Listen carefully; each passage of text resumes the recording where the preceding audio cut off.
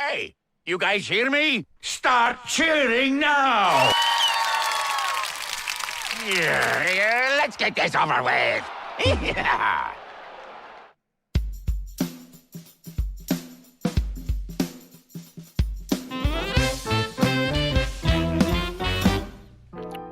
Woof, woof, over. Big 10-4. Houston, this is Nintendog 1. Mike Minotti, over. This is Big Daddy. I'm rolling down the highway, staring down your cargo door. Signal name, last of the Nintendogs is Woof, woof. engaged. Over. Welcome, everybody, to our all-moon-themed episode of Last of the Nintendogs. If it doesn't involve the moon, I don't want to fucking hear about it. Oh, wait, I'm not supposed to swear that soon. No, I don't know if that matters anymore. I think we're fine. that meta's gone. I love all the things that I'm told are super important metas. And then like a year later, like, never mind. Yeah. Don't worry about it. We actually don't need you pointing like an asshole at everything in the thumbnail and fucking doing 15 commercial breaks and shoving your ass up your ear or whatever the hell else you gotta do. That is actually still the meta. Make a living. You have to do that, yeah. How's it going, everybody? This is Last of the Nintendogs. Today, we're going to be talking about Pragmata, as I found out, because the robot was made in advanced pragmatics. Pragmatics is what word pragmatic comes from, Jeff. That's why it's Pragmata, not Pragmata. Yeah, I mean, you'll learn about that and more. I mean, I'm from Advanced Tomatics. I'm not going to go say I'm a tomato or whatever the hell. I messed up that joke too. Oh well, it's good. It's a good show we got going on so far. We're doing everybody. great.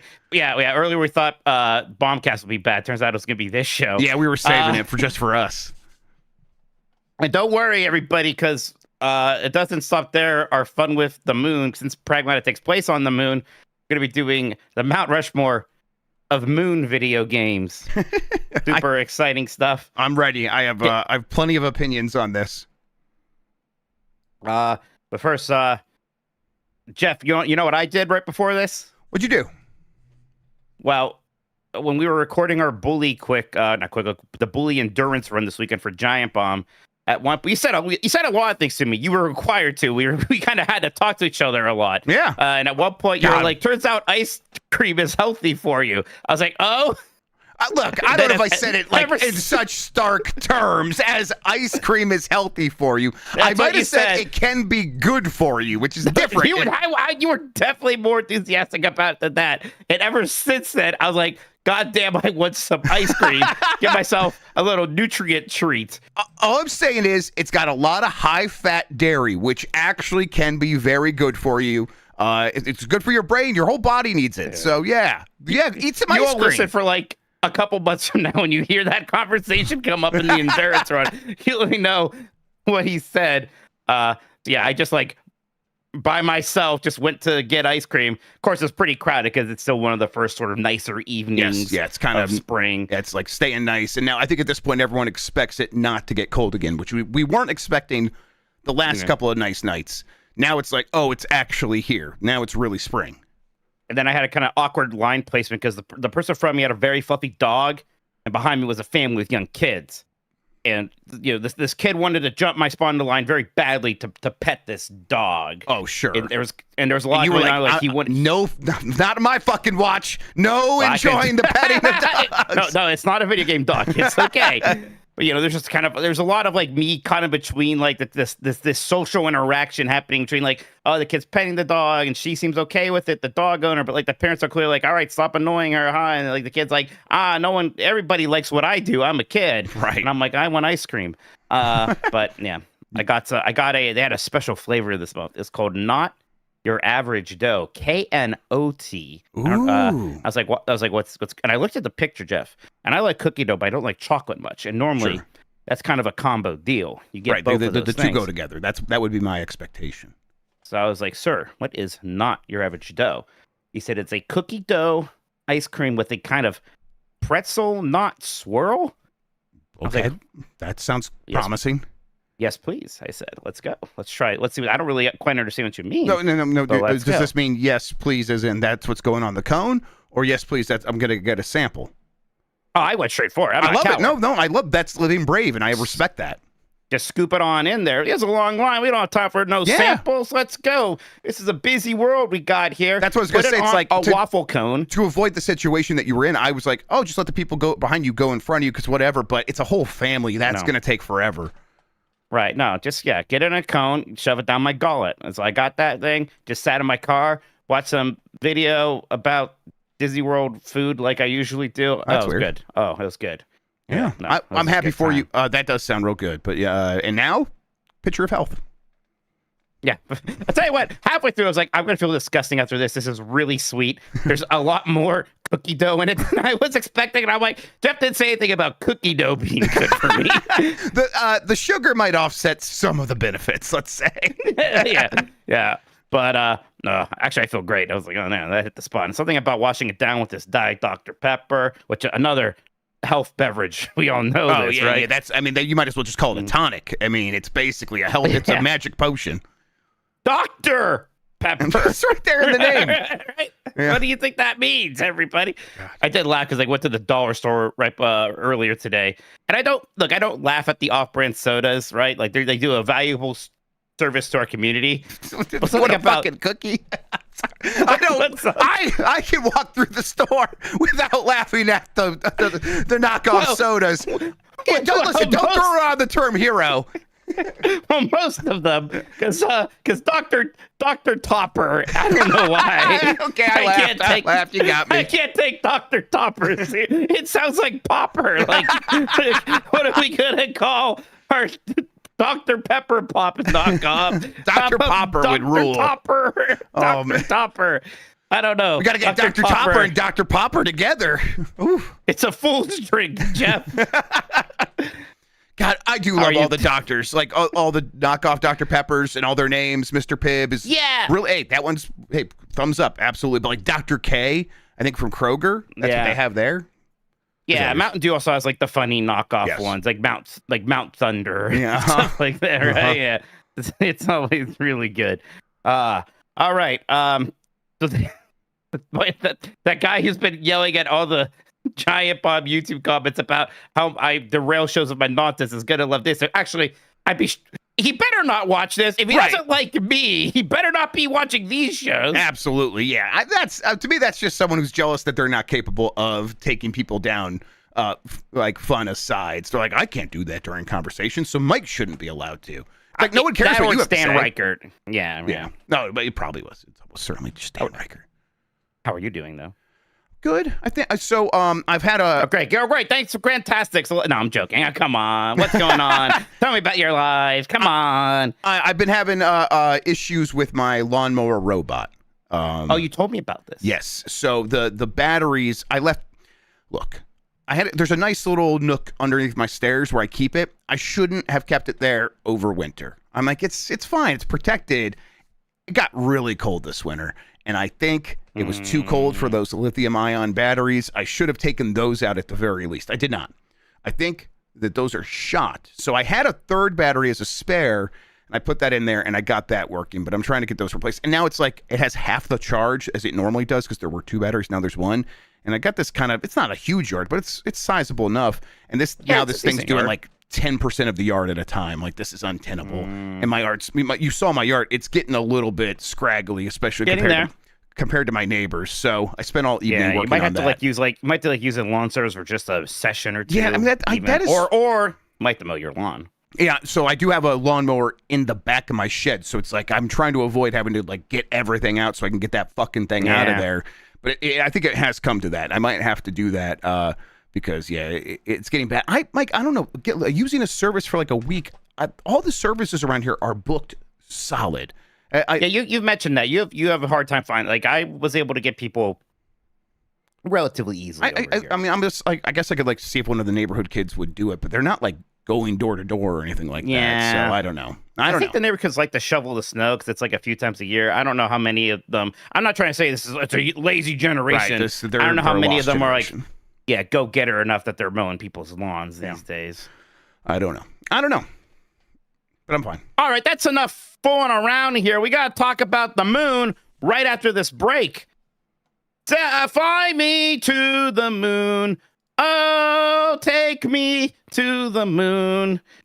And the moon's great. You're just gonna roll back into it while I sing this, please.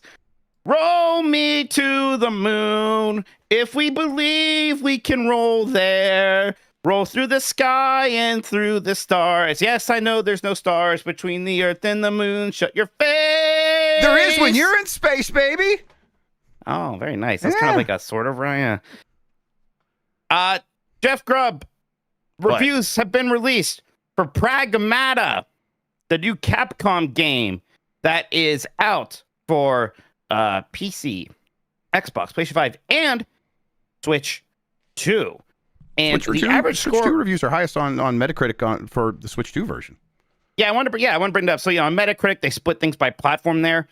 So, like, certain platforms will be lower rate or what. And if you're wondering, like, oh, is this game going to, like, look good on Switch 2? Yeah, the Switch 2 version has the highest average review score of an 89. Now, on OpenCritic, where everything's just sort of combined, it's an average of 87. Incredibly high. Also, exactly what I predicted when we did our OpenCritic guessing game. I think I remember being pretty mad at you because this is the one where it's like, man, 87 sounds real good. Yeah. Like, maybe I was playing the game at that moment. I had to predict that score. Who could say? Who knows? People really like this game, including me. I reviewed it for Giant Bomb. Now, I did not review the Switch 2 version. I played that Switch 2 demo, though, and the game clearly runs really well in there. In fact, we know that Resident Evil Requiem runs great on Switch 2. I'll say that this game ran better on my PC than even Resident Evil Requiem did. This was, for me, on the 5080, this was a turn everything to max and never have to touch it again kind of game. Just looked stunning, ran smoothly the entire time. Was with Requiem, there was like, when I got to that more open section with Leon, I remember I had to turn off one of the fancy lighting things because it was chugging a little bit, for instance. Didn't do that. Yeah, it's definitely the kind of thing where it's like, if you're making Pragmata and you have that engine, the RE engine, like, stick to what that does well and get this game right. And then you can, like, Resident Evil, they're always like, we got to try to do more and more. So we got to amp things up. Engine be damned, platforms and performance be damned. We got to figure it out. Now, of course, that game actually does run really well, Resident Evil Requiem. But yeah, why take risks with Pragmata? Just make a good, solid game that's going to run well. And it seems like that's what they did across the board, including on Switch 2. Right. So I like this game a ton, and to kind of like that switchness of it. I know I'm Mr. Keyboard and mouse usually for any shooter, first person or third person. For this one, even on my computer, I was using the controller because it makes the hacking feel better. Yeah, the shooting feels a little bit better if you're using mouse and keyboard, but you kind of hack with the mouse in this weird sort of way that just doesn't feel as good as using the face buttons on the controller to kind of move across that hacking grid with Diana. So I was about to ask you that because I also play the game and I can't think it's so sick in nature now for me to hack with the face buttons. It's just usually flowing through all the combat with the controller. Yeah, so I definitely think controller is probably the way to go with it. So yeah, you're gonna have a great experience with this on the Switch. I think you have a great experience with this wherever you play it. Super fun game. The whole shooting and hacking happening at the same time is just incredibly fun. And they do a pretty good job of building upon the whole time. Jeff, I would say maybe like the last third of the game, I was beginning to feel a little bit like, okay, well, like it's getting a bit repetitive. I could tell we're reaching an end, so I don't mind that much. But I was like, I'm glad this game's probably not going on for another 10 hours at this point. It's not doing the Resident Evil thing either of, we have like big set pieces that are going to really, really change things up, right? Oh, okay.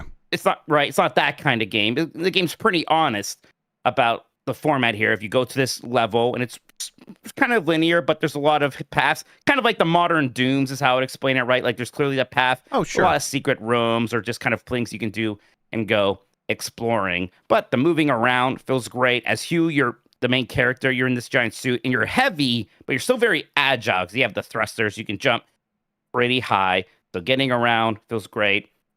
Game looks really cool. You are on the moon. You're on this moon base, and it's this kind of pristine, sci-fi white kind of thing. But there's also this 3D printing technology there, so they can do weird things like recreate Times Square in New York City. Sort of, but it looks really funky because it's sort of half finished and AI did it and it's really weird. We have like the Arboretum, so you have more greenery. So, even though it is predominantly that sci-fi space station setting, they can break that up a bit.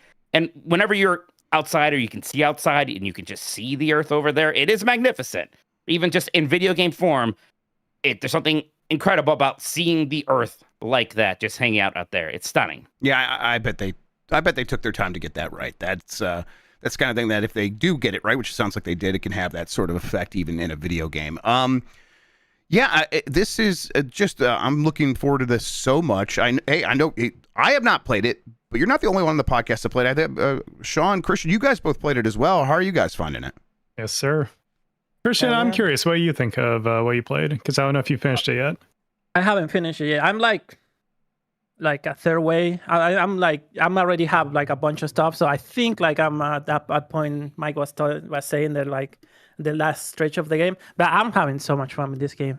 I don't want to start beef with anybody, but I heard other podcasts said that this game has pacing issues. That is insane. This game is so perfectly paced. Yeah. It's crazy. Yeah. Like whenever when you go like you advance in the levels, you can you find these ladders that let you go back to your base and upgrade. And whenever I need them, you always find it like at the right time. Always. Yeah. Right. You always find it at the right time. Like, and you can keep pushing it if you want to. You don't need to go back to the thing. But sometimes you push it a little bit too much, and like the robots are a little bit too stronger, so you had to come back to the base. And they're always like perfectly placed. So I don't get the pacing thing.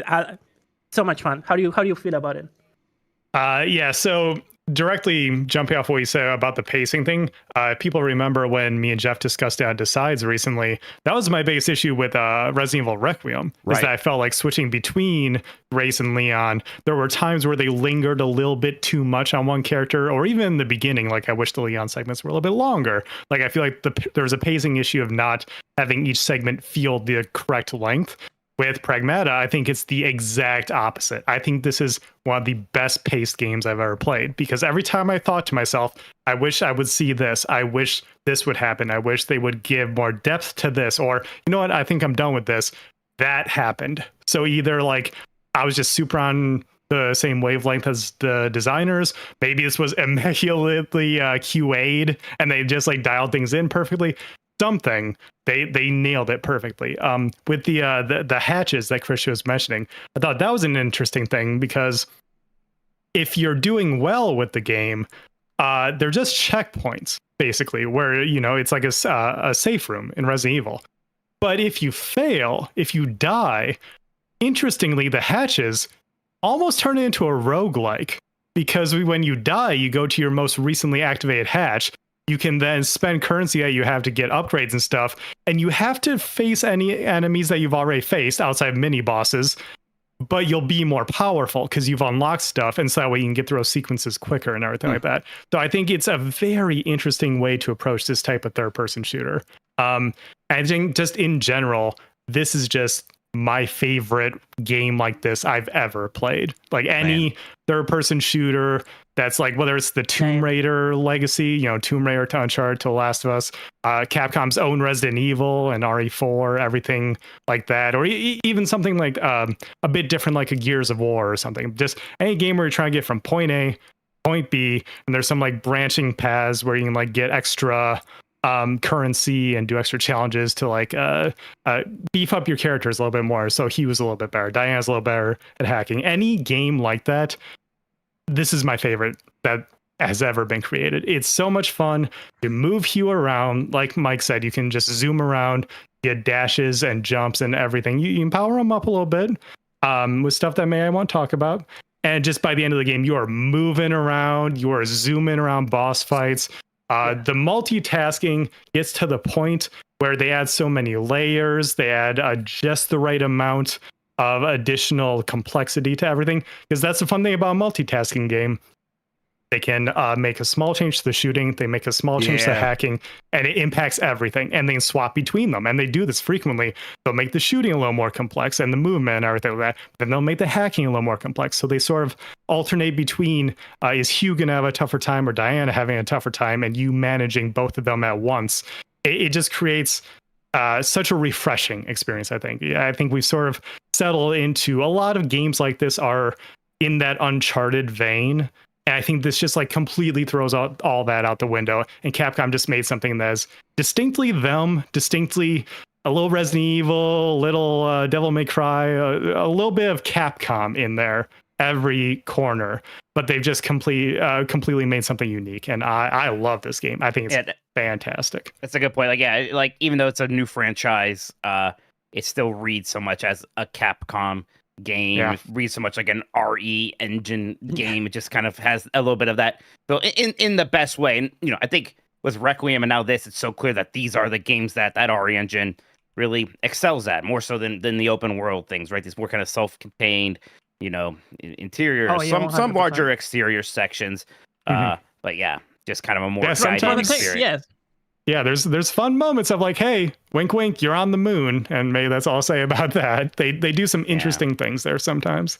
Cool boss fights. The characters are great. Like the other thing I hear some people complain about is the story. I liked the story. I like the story. I was about to say it's a good story. Yeah, it's a good story. Sorry about the pacing too. And in the story, the pacing. And anytime I kind of feel like needed a little bit more between Diana and Hugh, like that relationship. They always give you like a little like a dialogue, like a little cutscene where like they get a little bit closer, and it's so refreshing seeing like a good guy being nice to like a child. It's like keep going back to that kind of Shepherd review. It's the dad game for dads who like their kids. He nailed it with that one. Actually, like their kind of makes you feel good. It's a feel good story. Yeah. So like it's like, it's even though like this game could be framed as a horror game if it wanted to, because you are like on a space station where something went horribly wrong sometimes. And a lot of people they died. Sometimes do that. Yeah, sometimes they do like veer into that, but mostly like you feel pretty good playing this game. You feel pretty happy, and there's good twists and turns, character progression, all of that stuff. I mean, it's certainly more sensical than your average Resident Evil plot, right? Like I love Resident Evil, but and are the stories good in those? Right. I was thinking that like when some reviews were talking about story a little bit, most of them were just like either you liked the story or the story was whatever. Like few people like actively disliked it. But also like I'll toss this out there. Maybe the average customer might not necessarily notice.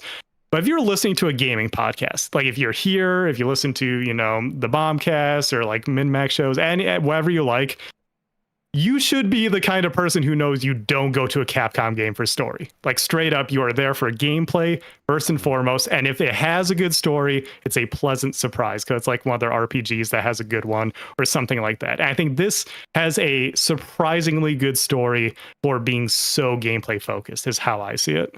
I think this game is going to crush.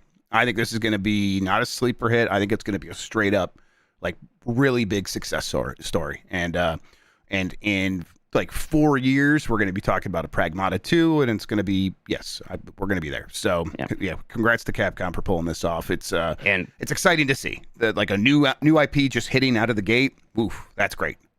Yeah, real quick, I just want to toss because a couple of people have asked, like. This is the Nintendo show and everything. I'll just quickly say that I did play on high-end PC, the path traced version on PC. If you have a PC, I can run it.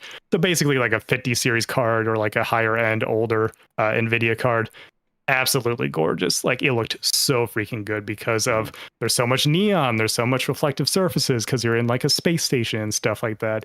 Seeing the bounce lighting in the Times Square section every time like a billboard would cycle through different things on the billboard and it would reflect on Hugh and Diana, and like they would take on a blue hue, a red hue, and everything like that as you're moving through the level.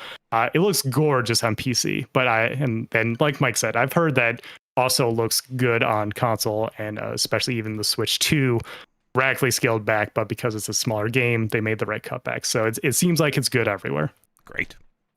Yeah. I mean, like, God, what a year for Capcom, because you had this, you had Resident Evil, you had Monster Hunter Stories 3, which I kind of forget about. That came out, got great reviews as well. It was like an 86 or something. And they still have Onimusha.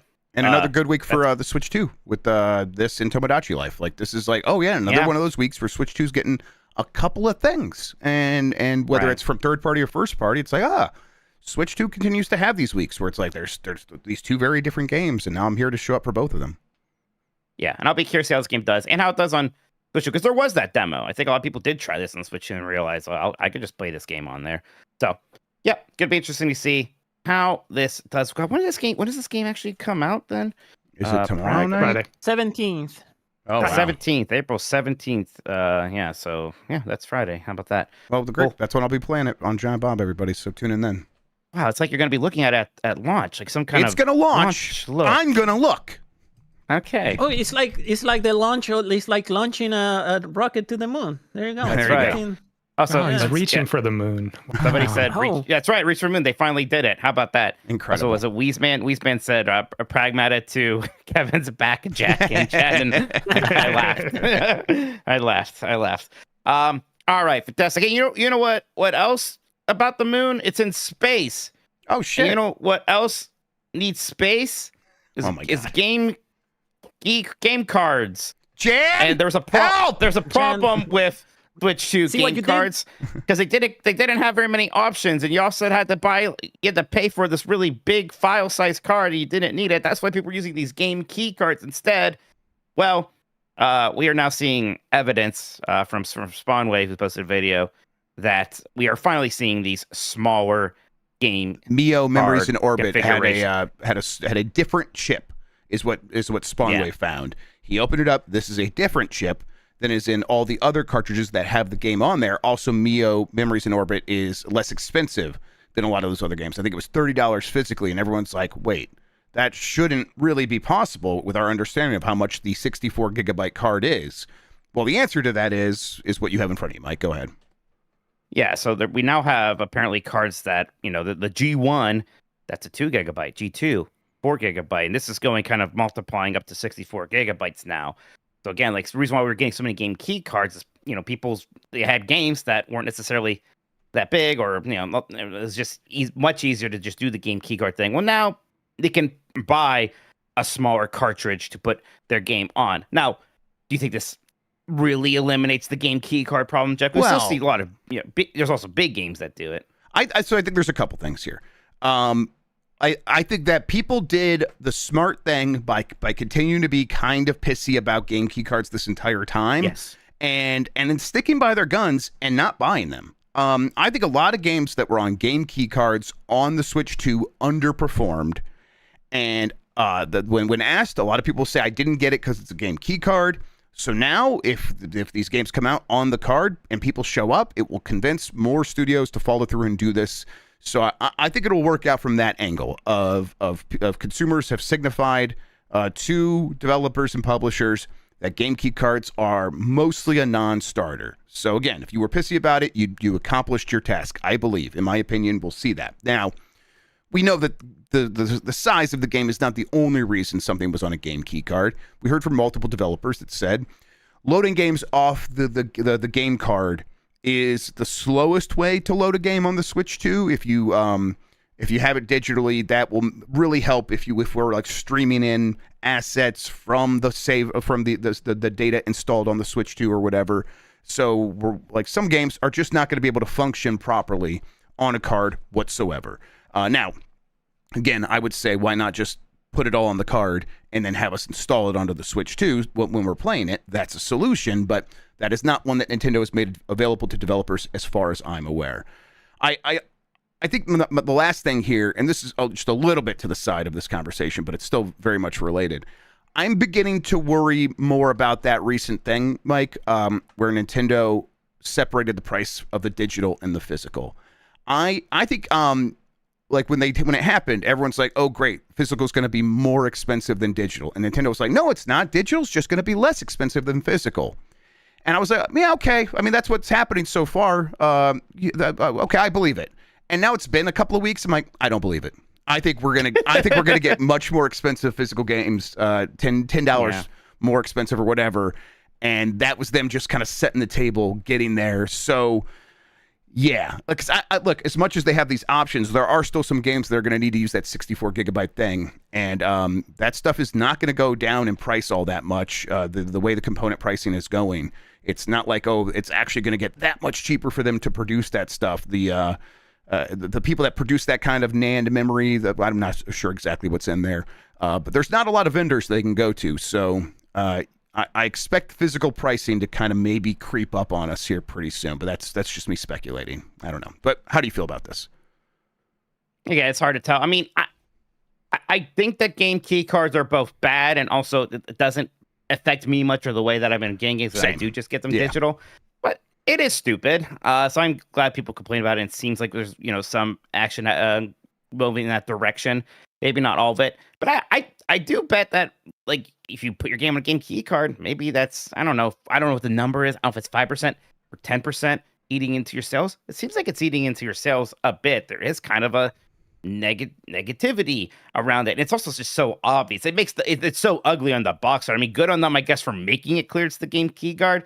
But like, you almost can't get away with it, of all that text there explaining what a game key card is and how it kind of sucks. Yeah, it's so ugly on the case. For just that reason, I want game key cards to go away as much as possible. But yeah, you're right. Like, this is something that doesn't affect me all that much. I'll keep getting these games digitally, but I do want there to be a healthy physical market that does benefit me at the end of the day. Keeping competition between the digital and physical side is kind of some of the only price competition we have left. And while retailers are certainly becoming less important, and Nintendo is trying to make them even less important with this separating of the two prices for digital and physical, still that price pressure can be there and keep things a little bit in check, hopefully. But yeah, this is cool. We knew this could happen. We were kind of waiting for it to happen. I'm glad it's here. I wonder if Nintendo even rushed it a little bit, so that they could answer some of the questions from third parties about, like, hey, we would love to make stuff for the Switch too, but you're killing us with these game card prices. And now we're here where Nintendo's giving these developers multiple options. Speaking of game key cards, and more importantly, speaking of the moon, because the beloved Borderlands, the pre-sequel, took place on Pandora's moon, Elpis. We all know this. There's Elpis, by the way, showing up again after freaking Resident Evil Requiem there. Elpis is everywhere. Hey, Borderlands 4, that was supposed to be a Switch 2 game until it wasn't. They delayed it indefinitely, is what Gearbox said, which I think a lot of like, oh, maybe that's just not happening then. That game was having issues on PC. Yes, it was. So, but apparently people have spotted the game keycard, like, box version of Borderlands 4 at retail stores, and at least one Reddit user was able to show that they had the game key card to put it in the system, and the system recognizes it, but there's no, game key cards just go on the internet. It made a call to the store, yeah. Right. Well, it's not on the store, so like at that point, the process fails and nothing happens. It's weird to get it. Part of me thinks, boy, if they don't ever actually release this game, what a collectible that cool is. thing to have. Yeah, right? Exactly. Yeah, very neat. Yeah. So, but just a weird thing, and it seems like they were really ready to launch this. Maybe they were in a bit of screw it, we'll do it anyways kind of mode. They're like, maybe we should. We got to fix the PC version. Rough. We'll do that later, and then later is just never going to come. I don't think this game ever comes. That game barely runs in a 5090. Yeah. What? Yeah, it's weird. I mean, that's what happened. So the game's not ready for Switch 2. They indefinitely delayed it. So, yeah, I mean, it makes sense when you play that game on PC and you see how it's running. So, yeah, of course this thing can't come to the Switch 2. What are you talking about? Like, maybe after you make tons of optimizations. I don't know if it's even been that optimized, all things considered, because I'm done playing that game. I'm good. Yeah, I think we were all like, man, I know Borderlands isn't for us, but these games always seem to sell really well, so I bet Borderlands 4 is going to be a big hit. Was it? Very good question. I guess I don't know. I have my finger on that pulse at all. Yes, I do remember Borderlands 3 just crushing, and then like the fantasy one, I can't remember its name. Tiny Tina's Wonderlands. Yes, that one doing surprisingly well. Is this one doing even surprisingly well? Like, or is it crushing? I really have no idea. I think the word of mouth went pretty bad just based on the performance, which can scare a lot of people away. Makes everyone go, oh, easy, I'll wait for a sale.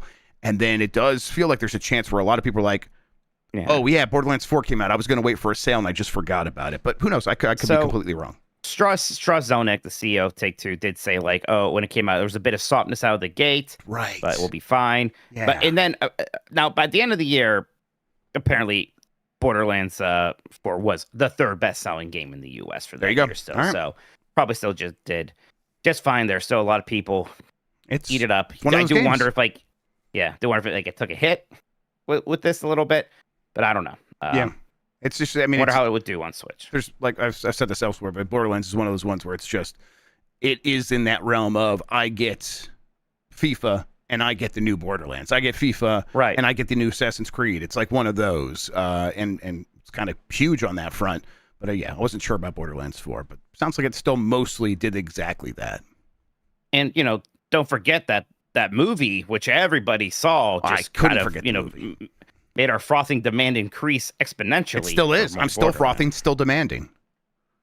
You like that movie, Chef? Absolutely. Well, I mean, it's so bad. It's so bad that it's not good. It's so bad that it was entertaining. It was a painful sit, Christian. That was a painful sit.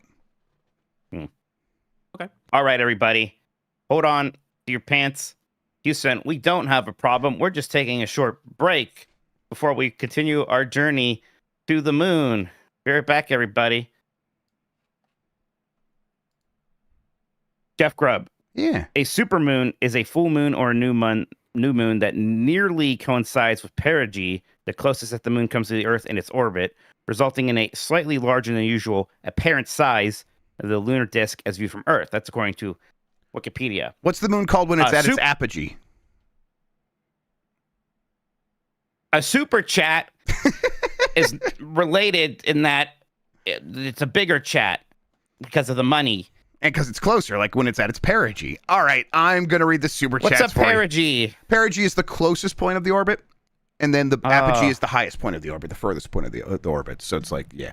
You would know that if you play some Kerbal Space Program, that is loser. Absolutely where I learned it, Kerbal Space Program. Oh, shit, we're going to have to consider that one for Mt.Rushmore. Do you know what a blue moon is? Yeah, it's that beer that people ruin by putting fruit in it. Okay, all right. It's when you get 2 full moons in a month. Simon from Saskatchewan says mozzarella stick of first-party Nintendo games. I already forget what mozzarella stick was supposed to mean. It was. I think dismissive. Backlore called Mario Galaxy a mozzarella stick of a movie. I went along with it because it was just so funny. But I love mozzarella sticks. This makes no sense to me. I also went along with it and pretended like it made perfect sense. I don't know if it does. Yes. It might be insulting to my people, actually. Mozzarella sticks themselves might be insulting to your people. Yeah. I don't know. Maybe drag X Drive is the mozzarella stick of Nintendo games. Oh, I like that. That's the answer. That's definitely it. What a mozzarella stick of a game. No, until you brought it up. Had you asked me like did that come out this year or last year? That was last year. Okay. I think it was last year. If you would have asked me to name every Switch 2 game that came out last year, I would not have said it. I wouldn't have said it. What's it going to happen? Lex Letty says, deeply upset that Turbo Sean didn't get to review this Mega Man Legends game. More generally, how are y'all feeling about reviews on the site? Mike, how do you feel? Former review editor. I mean, God, I looked. It's weird, like seeing it on my profile on Open Critic. My first review since 2004. My first GamesBeat review 2024. Like you said 2004. I said 2004. Excuse me, 2024. Sorry. My first GamesBeat, like non-GamesBeat review since I don't know. I think I freelanced a GamePro review at some point or something. I don't know. So forever. So yeah, it feels good doing it again. There's like a little part of me that's like always worries like, oh, like this does take extra time and what's the return on it? And I hate thinking that way sometimes, but I worry a little bit. But no, I think it's a good thing that we are doing more of these. More than anything, it kind of keeps us a little bit honest about making sure we are playing and beating some big releases before they come out. Just like being like, you have to beat it before the embargo. You got to write the review. And also, maybe more importantly, talk about it on the Bombcast and make a quick look and those kind of things. Yeah. Right. One sort of informs the other. Exactly. It's It's fun. It's like interesting, like, because I worked with Mike for so long, and he's got like a pretty similar view on what a review is supposed to be that I do, or at least I think we just kind of came up through the same way. So it's like, yeah, you just kind of talk about your experience and say what you feel and go for it. And it's like, you know, and Dan's written so many reviews, and he's always coming at it from a point of view of like very concerned about making the score make sense and getting the value proposition across, not like in strict terms of like dollar per entertainment or something like that. But I could just tell he's got a different view on the philosophy of reviews. And I kind of think it's fun to go through this process of being like, ooh, interesting. Okay, so he's going to do it that way. That's great. Like, I want to read this review. They almost always are informative, and I appreciate them. So it's like, I'm not going to do mine that way, but this is great. It's kind of fun. Like, I'm a little bit. But by the end, we didn't have that much structure anymore at GamesBeat to the reviews. But like, I was like, Dan doesn't even do like headers. I'm not gonna do subheads then. Hell yeah. Like, it's just kind of one paragraph goes to the next one, right? Yep. I mean, gosh, there was like a time where at GamesBeat it was like the intro paragraph, the good, you know, point, the bad, this, and like conclusion, and you know, it's like trying to work within a structure. So you know, doing it more free form definitely feels nice. Oh yeah, and that's kind of how I do prefer that. That's fun. So it's definitely been cool to do, and I just like making the website a thing, and like if nothing else, the reviews make it feel like the website is a destination for these things. Yeah, Chuck built us this nice website. So it's good to use it for this, and like I'm always like a little skeptical how much visibility we get from things like OpenCritic, but you know, you know, OpenCritic, like for at least early on, like our review was like the one listed above, so that was cool to see. In fact, there's a part of me that's like, this might have been the most read review I ever wrote, actually. Yeah, maybe. So it felt good, for sure. From Bloodborne, PC 2026. Bloodborne movie, you say? Is that the sound of hope I hear? Hope for what, buddy? Mean, I shouldn't do it. I almost want to give him hope. To me, it's wild to be doing this without thinking of doing the bare minimum remaster of that game, update to that game, to just make it run at 60 frames per second, maybe a resolution boost. You don't have to replace a single damn asset, Jeff. Not a single one. Don't get mad at me. Not a single one. Sony wants to do this. Sony desperately wants to do this. They are afraid to do it, so it's not happening. Like, as of today, April 14th, 2026, there is nothing happening with the Bloodborne video game in any which way. Zero. People nothing. love this game. Yes, Sony loves it. I think From loves it. I think everybody loves it. Maybe people love it too much. Yeah, it's definitely on a bit of a pedestal. It's too sacred or something. Sacred. Like, just remaster the game. Do not get your hopes up. Not for anything happening anytime soon. Like, if the things change tomorrow, I'll try to let you know. But you know, I tell you, in meetings at Sony, at PlayStation, Bloodborne comes up constantly, and the answer is always, we can't. So I don't know what else to tell you. I'm sorry. It's just bizarre. It's just bizarre. All right. Zombie Porn. Mike, on a scale of 1 to 10, how many times did Grubb clog the toilet when you were at his place for the endurance run filming? Man's been on a streak.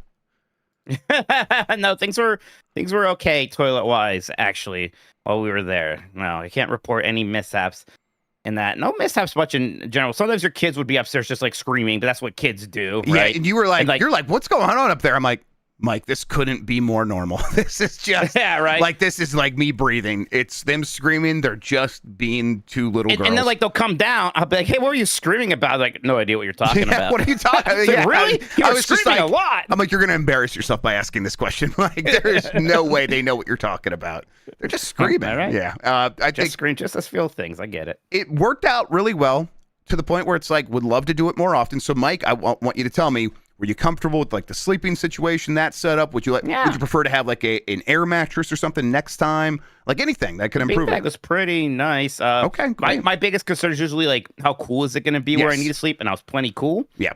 So Basement's staying pretty cool these days. You let me sleep in on the Sunday, so that was the important thing. We got to like go out. I don't know. Okay. There's like sometimes where I felt stiff on that couch, and that might just be a me thing. Yeah, but the couch otherwise, the couch is pretty worn in at this point. So maybe you need a new couch. There's a weird tape or something on the armrest of that couch too? Or some kind of No, that's the plastic. sleeve? That's the plastic for the cats. They probably will stop. They probably aren't doing it anymore. But when we first got the kittens, they were going to town on that couch specifically. So we put the plastic on there as no, and then we had all the scratch pads next to it as like you could do this instead. Now they haven't tried to do it to this couch since. So I wonder if I take that stuff off, what would happen? Okay, yeah, noted. But no, I want a new couch very small things. Yep. But no, it was great. I'm like. I'm already trying to think, even though it would probably be a while before we can do it again. Like, what could we do? But we should. And I will say, like, around that time frame, something that we could do in a weekend is pretty ideal. I know there's like some people like, oh, do a game that's 80 hours long. When we're not going to an office working with each other every day, that's kind of hard. Yeah. But something like Bully, which was 20 to 25 hours long, was pretty nice for this. I think that after that experience, it was like we could try to replicate this specifically, a weekend's worth of gaming. I think we'd be a little discouraged if we were looking at doing that like 2 or 3 more times at least to get through a game. Like I'd be like, oh man, okay. I mean, I want to do it. I had a good time, but that is a lot. Like, well, we got to Monday and I was a little bit exhausted. So, yeah. Oh yeah. I mean, I like always want to be like, I know my job is to play video games, everybody, so I don't want to complain about not working complaining during the weekend. Right. But yeah, it is a little like, I'm a little tired. That's all. Yeah. I mean, I still have to like do stuff around the house and stuff like that. So it's like that's just that time I would use to do that. But yeah. And it's not me clogging the toilets anymore, Zombie. These kids, I tell you. Missouri Matt 54 says, "Thank you, Mike and Jeff, for the content. I'm glad to see that launch look lives on." That's what I'm gonna call it, launch look. I don't give a shit. There you go. From Big Fresh 37, Minecraft Dungeons got me brainstorming that Pokemon could have a cool ARPG. Not a lot of loot in Pokemon, but there are held items, and evolution would be a unique spin. Mike, you're the expert on action RPGs in my life. What do you think? Yeah, I mean, you kind of had that with the mystery dungeon games. Not exactly what people are imagining. I know. Yeah, doing something that's more like a Ys, I think, would actually be pretty cool. Or yeah, in that Minecraft dungeon style. Yeah, I think it'd be fun. Yeah, I like the idea of maybe like specifically picking maybe Pokemon who do have 3 stages of evolution, so you do kind of build up to that. You have a progression. Yeah, that could be pretty neat. A good avenue for another spinoff for sure. Banjo Kazooie 64 says, "Happy Tuesday, Super Star Foxes.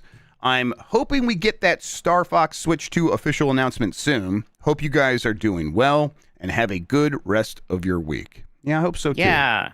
Nintendo does kind of like to wait for other things to happen, and it's like for a while it was Mario movie. Now Tomodachi Life is definitely the concern.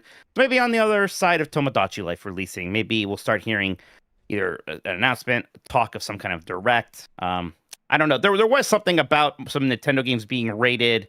I think it was Australia, so like Splatoon Raiders in the Fire Emblem, like they've been rated in a territory. So maybe those are coming a little bit sooner than we might even think. So yeah, maybe we're going to be hearing more from Nintendo soon. When is that Yoshi game out? A great question. I'm not thinking about that game much. Yoshi and the Mysterious Island, because Rhythm haven't got a release date. Mysterious. I always say Island. You're right. It's Mysterious Book. That is on the May 21st. Okay. Is Yoshi, right? So sometime between Friday and that, hopefully we hear about Star Fox. That would be my hope. Rhythm Heaven July 2nd. Groove. We'll go with that. July 2nd. I think it's July 2nd. That's right. That's correct. Okay. There you go. A couple of things we know are happening, but like neither of those are big games, right? So let's hear about some Star Fox, please. From Meathead Gamer 25 with a $2 super chat saying, "Just flexing my insane wealth. Split a Twix, kiddos." Hell yeah! Oh shit, dude! Hell yeah! Thanks, Daddy. We appreciate it. What great marketing from Twix! So they just took the size normal candy bar, split it in 2, but side by side are like, we give you 2. Yeah, it works on me, man. It fucking works on me. Every time I open up, there's 2 in there. Value like, proposition. Let's go. From Hail Me, Jeff, where can I get that shirt? I don't think you can. This is almost certainly a Yeti shirt. Like a limited time one. One of those limited time ones. Yes. So it's for audio listeners. It's like a piece around the world sort of thing, but it's with various Nintendo characters, cute Nintendo characters: Toad, Kirby, Shy Guy, Ness, one of the cats from Animal Crossing, Let's see here. Hamtaro. that Hamtaro? That is Hamtaro and a Pikmin. Okay. It's almost why I got it. I'm like, oh, that's wild that Hamtaro's on there. Yeah. I've never played my a favorite Hamtaro. Nintendo character. Yeah, those games are surprisingly good. Like Yeah, I heard Nintendo that. made them. Right. Yeah, I remember that. so. From Jason Fulton. Hypothetical scenario. It's Project Hail Mary, but Dan is the only surviving scientist on the ship, and he has to figure out how to communicate with alien life. Do we all die? We do, Yes. Dan doesn't. Yeah, Dan will be taken to the rock monster's planet and he'll be fine. Yep. And like somehow his DNA will propagate amongst the rock population. He'll be so able to we'll fuck all the live rocks. on. Yes, yeah, exactly. He'll fuck the rocks and mate with them. Soothing Bath says, remember 45 minutes of Smash Bros. Changes at E3? I remember I was enthralled. I think I was in the Airbnb with you and some other Yeah. Disney people. You guys were like not having. You're like, this sucks, and I'm like, this is great. What are you talking were about? just like a pig in slop. You're like, yeah, give me more. Yeah, exactly. Yeah, Yes. you were changed the writhing in damage it. values on Mario's Fireball. Yes. I do remember that. Last Geek says, Mike, some is making a Deep Space Nine murder mystery game. How do I get my friends to watch Deep Space Nine so I can do this murder mystery with them? Also, Quark or Odo? Ooh, well, they're so fun because they are the kind of opposites and rivals. They work great as a pair. As foils, I mean, Odo's yeah. probably the better character. I like Odo's a sweetheart, right? For somebody who was complicit in a fascist regime before the show starts, he's a sweetie pie. Good for him. Quark also was, to be clear, Quark ran the bar and was like, hey, you got any of those slaves around to work at my bar? Right? So yeah, they both were making do with the occupation of Bajor. If everyone likes Red Letter Media, right? Have them watch that recent Red Letter Media talks about their favorite episodes of season 1 of Deep Space Nine, because they kind of talk about in general why Deep Space Nine is good, why they like it so much. And I think like their infectious love of Deep Space Nine will rub off on your friends. From the Grey Goblin. If real, do you think that the rumored Wario Land could be related to Wario showing up in the movies, like with DK and Star Fox? I'm not sure if I've heard this one, Mike. I think it's like another one of the more satellite rumors, like the moon's a satellite. Kind of floating around the more reputable Starfighter. You see, just stunned by that one. Yes, Pretty good. got me, got Pretty me. good. Yeah, just like Jesus Christ. Oh, okay, sure, yes. Yeah. Moon's a Freaking satellite, moon. absolutely. Yeah. So the Star Fox Ocarina of Time people think is pretty true, and then there's been some other ones people are like, eh. And Wario Land reboot has been part of that, like a traditional Wario game again. Okay. And look, I mean, aside from everything else, it sure seems like it's time. We already had 2 WarioWare games on the Switch one. Let's make a Wario platformer. Let's get a Wario again. game on the Switch too, and if it's going to be a Wario game, this time it should be a Wario Land. Yeah, I agree with that. And maybe there's something to it, kind of like timeline-wise, coinciding with the 4th Mario movie, which, I mean, 3 years away. I'd be shocked if this takes that long. Mm-hmm. But the important thing is, well, now there will be a Wario Land game on store shelves when that movie comes out, or at least shortly afterwards, which might be the case with Star Fox, for example. From Hexprof, Jeff, would $2 change your mind? Winky face. I do not know what this is about, but yes. Whatever Maybe it is. it's about not telling them whatever your secret is. Oh, You're going to tell us later? Then no. D. Jones says, with the news that Nintendo is sending out fake leaks, this is also something I haven't heard. How much of Nate's recent reporting is still valid? Ocarina of Time and Star Fox being fake would suck. Yeah, what do you think? That would be rude if because the last time they fished for like fake leaks was that Star Fox racing game, right? What do they have against Star Fox fans? The only thing we do with Star Fox is use it to sniff out leakers. That's cruel. Yeah, with Star Fox, how do we make that relevant? Well, I don't know, but I do have a use for it. Let's fuck some people. Here we go. Yeah. I don't know what Nintendo's capable of. Maybe. Sure. And maybe it's because we know and they know deep down inside they should be making these games. Right. They think people report on it. Hey, how about you just make these games? Yeah, that would be better. I would be surprised if Nate was wrong on this. I'll say that. I mean, he's pretty good at checking the stuff. He's had good sources for a long time, so we'll see. From Chrono Rig. Hey dogs, Pokemon announced Pokemon Nights will be an EDM concert in LA. Do you think they'll hallucinogens? Lol. Well, do you think they'll? I'm gonna assume they mean. Do you think they'll sell hallucinogenics? Lol. I will be trying to get tickets. I think that every drug will be there. I think it's going to be one of the most depraved nights in American history. Yeah. I just I don't want to be there. I'm going to be staying home personally. Yeah. I'm gonna you all fun. Yeah, I'll be playing Pokemon Sleep, so I'll be there in spirit. But yeah, no, thank you. G Nitro, I love the written reviews because I don't always want to sit through a video review. Appreciate you all putting more of them out. Absolutely, I get it. And we've been also occasionally been doing like quick looks on social as well. So we kind of take some of our review thoughts, put them on social, and so you can get some of the condensed version as well if that's more to your taste. Yeah. Yeah.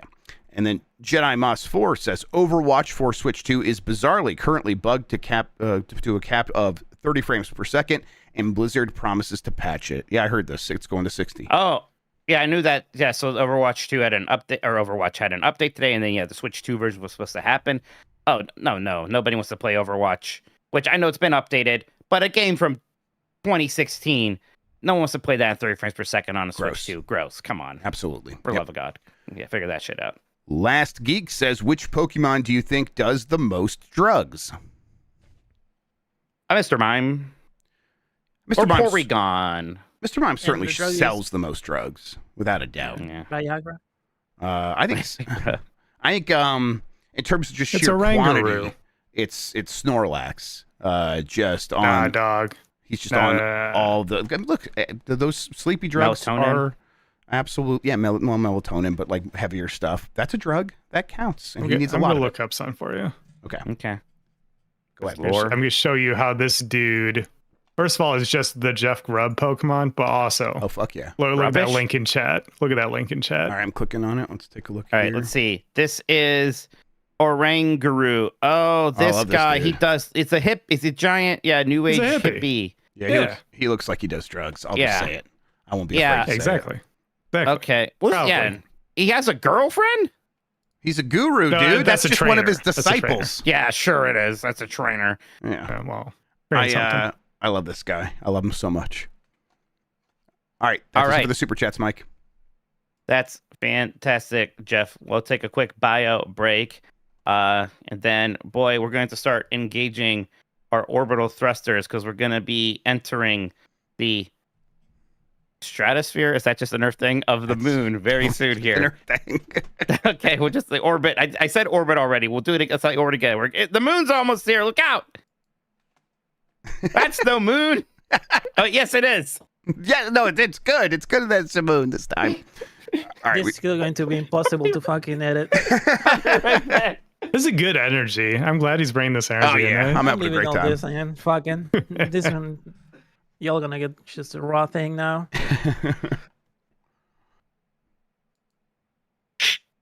Contact light. Okay. Engine stop. ACA out of detent. Boat control. Both auto. Descent engine. Command override off.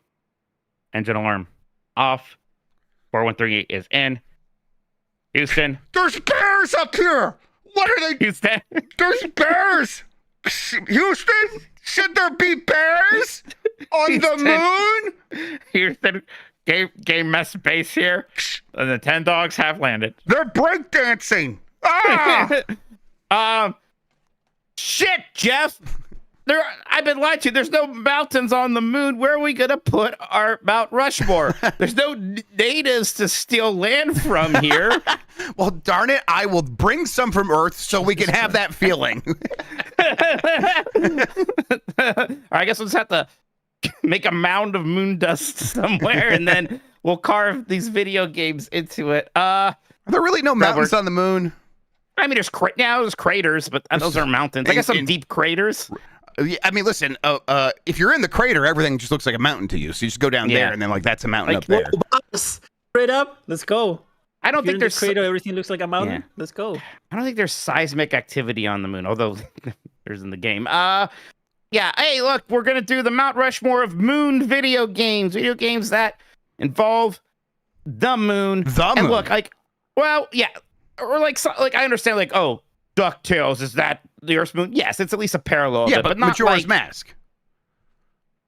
that one is moon enough. Okay. But like, let's talk about Elpis from Borderlands, the pre-sequel. Probably not so much. Okay. Probably not so much. We'll know it when we see it, is what you're saying. Okay. Right. Like you know, Titan's a moon. If a game took place on Titan, I wouldn't be like, well, that's a moon. We're not counting any satellite thing here. Endor would not count for these purposes. Right. Okay. The moon of Endor, yes. right? Good example. I like that. No cuckoos. Which the moon was destroyed in Dragon Ball anyway. So yeah, we're safe. We're safe from Dragon Ball Z in this case.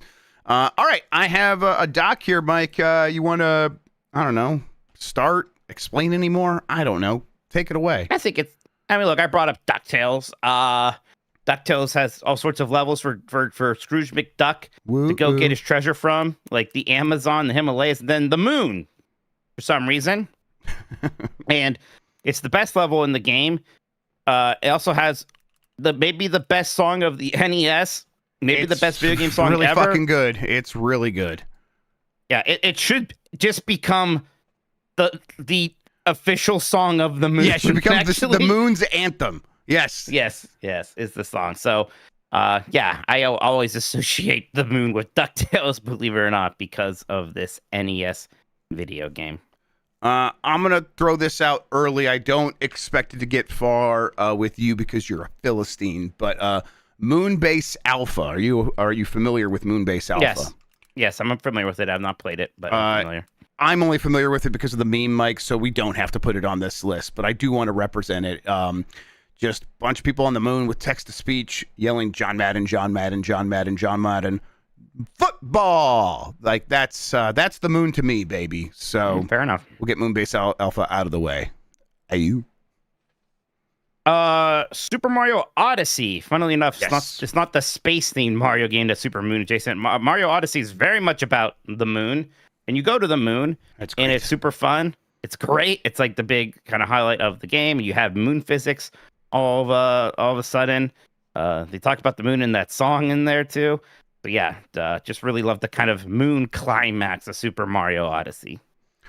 I will put it here now. Kerbal Space Program. Like I kind of feel like I don't know if it's changed over the years, but when I was playing it in early access, and this is raw early access, none of that safe Steam early access stuff.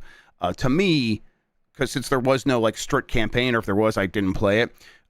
The sort of campaign that I think people should have just selected for themselves is, can I land on the moon and then return back to the planet, which I can't remember what that was called. Kerbal probably.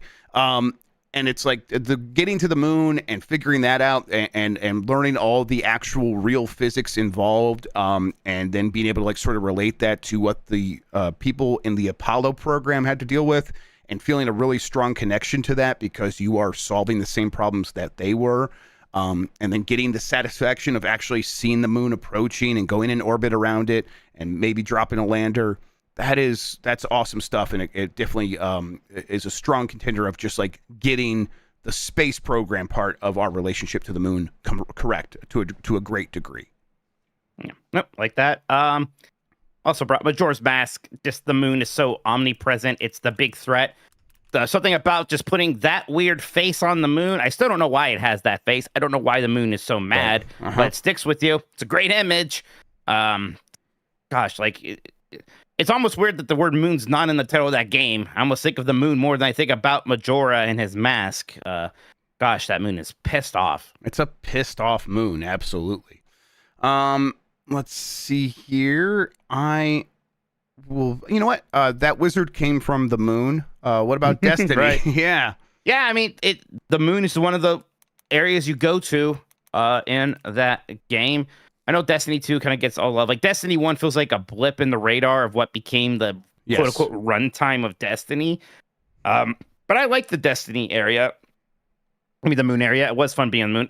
It was memed why, that wizard came from the moon, which was a very stupid line and then a poorly read line for sure. But yeah, in terms of games where I spend a lot of time on the moon, that's definitely up there. Yep. How about you?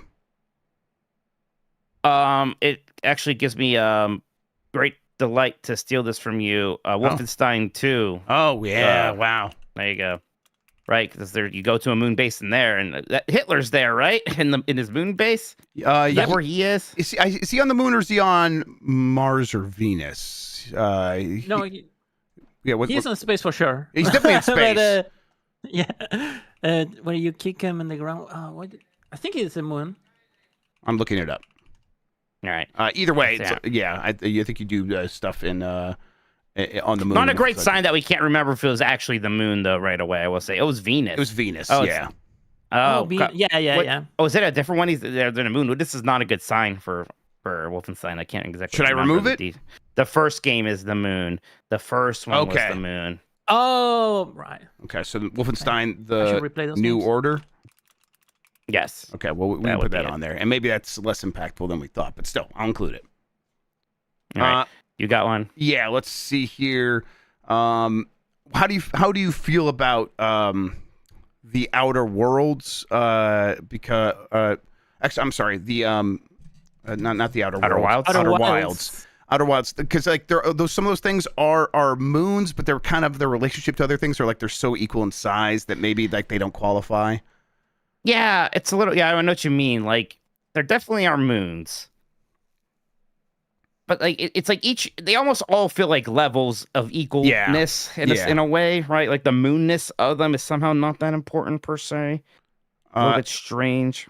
In that case, I will go with Mass Effect, which does have quite a bit of moon in it, Earth's moon, and yeah, I'll represent that here. Let's do Mass Effect. Okay. Right. Then I'll say Final Fantasy IV, which pretty famously is a good moon. And it's a moon that's clearly like adjacent to our moon. It's that kind of moon. Yeah. It's a whole thing going to Lunar Whale. And then this is echoed later in Final Fantasy 14, but we can just go with 4 because that's where they got it from. So it's a whole thing. You go to the moon, bunnies live there. That's nice. You do all sorts of stuff on the moon. So yeah, moon pretty important there. Lunar Lander. It's right in the name. Lunar Lander, you're landing on the moon. I always had a soft spot for that game. I like early games that have physics systems, and that's a cool concept. Trying to land something on a moon, and yeah, when it shows up, like when that concept shows up in other games, like Lego Party, I'm like, Lunar Lander, fantastic. Now its mooniness maybe is a little bit, or it's just like, a barren space planet. They did that because they could do that on the moon. And they didn't have to represent a bunch of stuff with graphics in an early video game, but still, Lunar Lander. What do you think about Portal 2? You tell me. You're not. It's been a minute for me, so. So you don't. So the whole kind of thing you discover is that the kind of surface that you make the portals on is made off of moon dust, right? Which is also what gives Cave Johnson cancer. So they talk about the moon a lot, and then the big finale of the game. There's nowhere for you to make a portal, and then the ceiling kind of comes off. You see the moon, so you shoot the portal on the moon. It's awesome. Then you are on the moon for a moment because your portal's there, and then the vacuum of space kind of like solves your problems. So the moon plays an important part in the game. You're on it for quote unquote a second, at least worth considering, I think. Yeah, I put that on here. That's I think it's using the moon in a really fun way to maybe a greater effect than some of these other games even. So. That's interesting. Did you ever play Moon for the DS? No, actually, everyone was real excited about that game. Yeah, yes, it was really impressive. It's a first-person shooter that you play on the DS, and it's 3D. It's really well done. It's from the team that did Dementium: The Ward, which is a first-person survival horror game on the DS. And Moon is pretty good. So I'll throw it on here. Although, sure, I think they might have. Either that or Dementium, they did a version eventually for like PC or something like that. I would like to go back to that. So look, I think usually we don't like to do new games on these things. Part of me feels like there's no way, even like a month from now, if I ask somebody, name a game that involves the moon, and they don't say Pragmata first. It is so moon coded. I think it's you might so be onto important something. to what's going on, right? Like, it's just and like it's a big part of why it's great. It's just kind of all moon all the time. It's like, why are we on the moon? What's going on with the moon? Oh, the moon, and the moon sure is cool, isn't it? I'm like, yeah, I do like the moon actually. So Last one, and this is more of a question to you, although I don't know if you played much of it when that collection came out recently. Lunar Silver Star Story. Yeah, I didn't get too far in it. And it only occurred to me now. You must go to the moon in that one, huh? I think you might, and maybe even Lunar too, the Big Blue or whatever the fuck it's called. Yeah. So yeah. That must happen at some point, huh? I bet it does, but I don't know. I played some of those just because I love the idea of early 16-bit RPGs that have cutscenes, that have anime cutscenes. Right. That's such a that cool like the idea whole to thing me. was it was the first CD-ROM one, so that has like a lot more audio and video files than the other ones do. I adore that stuff, but it was I didn't get very far into it, so I did not see the moon personally. Couple more kind of fast fire here. I mean, Starfield, you can go to the moon. I think you have to for the story at some point. Yes, you do, right? and it's one of the better parts of the game. That's again a game that I definitely liked, but did not love by any stretch. That's the part that stuck with me. Like it's a lot of it's almost like a museum of space travel, of NASA space travel on the moon. And was that on the moon? Or was that because you go to Earth too? And I'm trying to remember what was on Earth, because I think that was just mostly dilapidated. Yeah, Earth was kind of it was dilapidated. Right, it was kind of barren. I think it was the moon. So, I'll throw it on here just to give it its kudos. There we go. Did you ever play To the Moon? I have not. No, I have not. I don't think. No. Yeah, that's like the really like emotional indie game, like 2011 indie game about a dying man, and I mean, I assume going to the moon is involved with it with that name. Maybe it's more of a metaphorical moon they're going to. I'm actually not sure, but I have not played To the Moon, I have to say. Yeah. I think that might do it, Mike. I don't have any other ones real. I mean, Call of Duty Infinite Warfare, I think, has a fight on the moon. Let's go. I'm good not putting that on here. Yeah, I think we're good. I've been keeping on chat and throwing in their suggestions, and I think we got the 4 on this list somewhere. Okay, so the list is DuckTales, Moonbase Alpha, Super Mario Odyssey, Kerbal Space Program, The Legend of Zelda Majora's Mask, Destiny, Wolfenstein: The New Order, Mass Effect, Final Fantasy IV, Lunar Lander, Portal 2, Moon, Pragmata, and Starfield.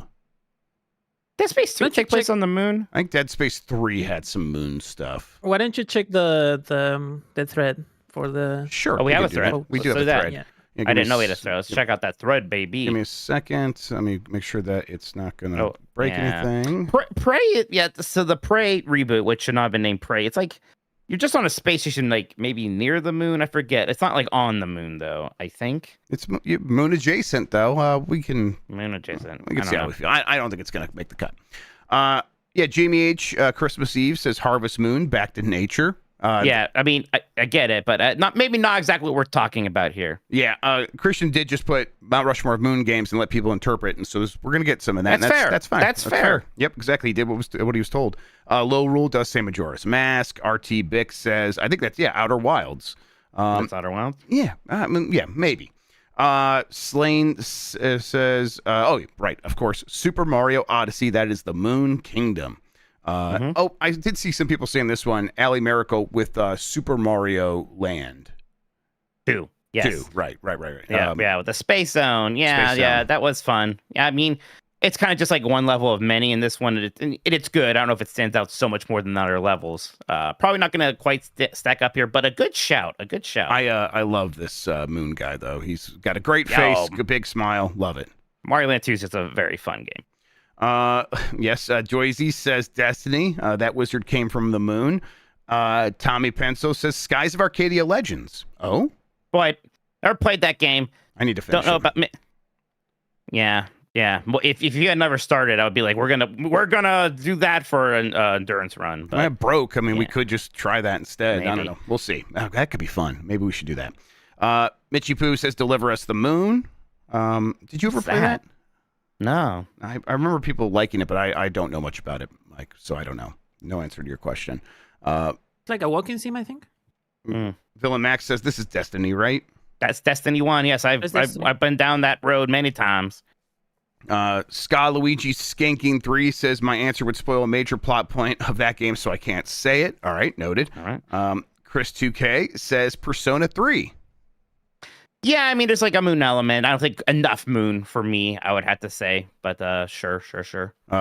Jim does say Portal 2. Michael Riley says Moonbase from Ape Escape 2. God, I need to play some Ape Escape games. I've been in a mood. Screaming Madden has the moon level from Madden Mobile 2024. Man, so it's the mobile game that has some fun, actually. Yes, for they Madden, get to have huh? they allow fun on the mobile game. Mm. Nintendogs says Pokemon Moon. Yeah, like you don't go.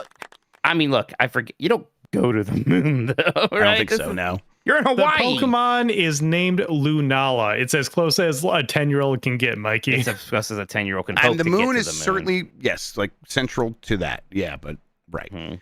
Soul Scream says Lunar Lander. I appreciate it. Oh, right, yeah. Stinky, I think, also here with Outer Wilds.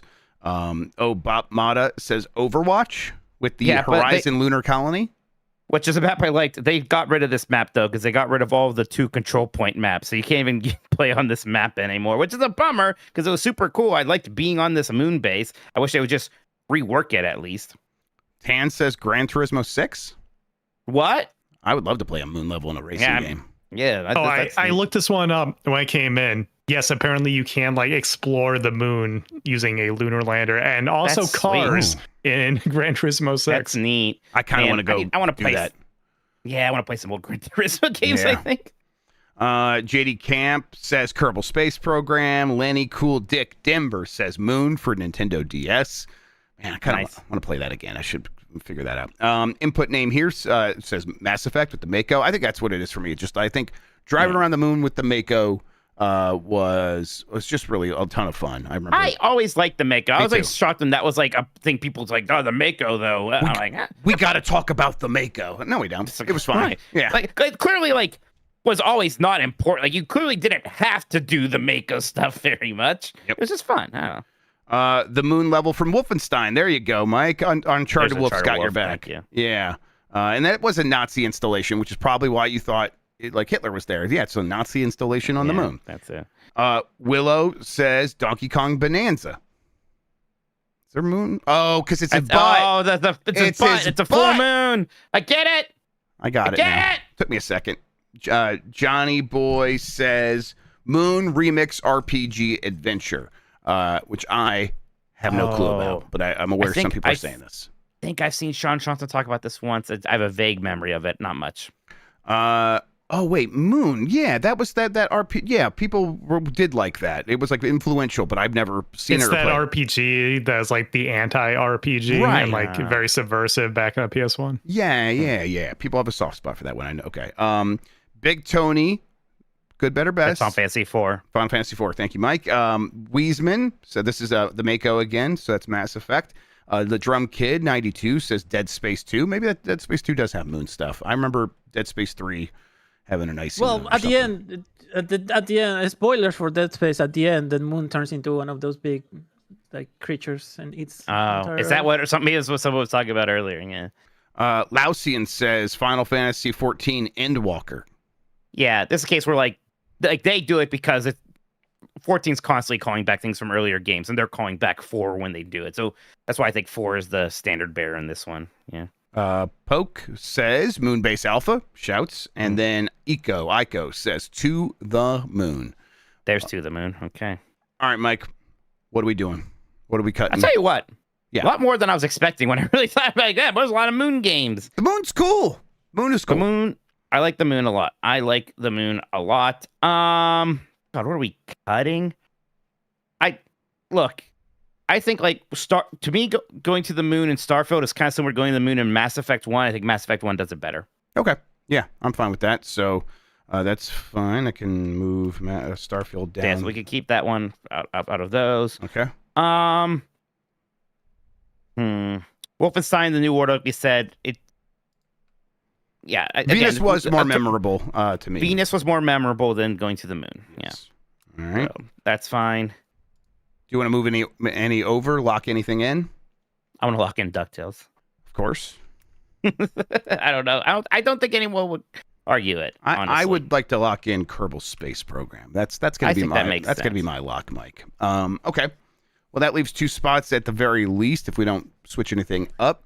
And we're still selecting from Moonbase Alpha, Super Mario Odyssey, Majora's Mask, Destiny, Mass Effect, FF4, Lunar Lander, Portal 2, Moon, and Pragmata.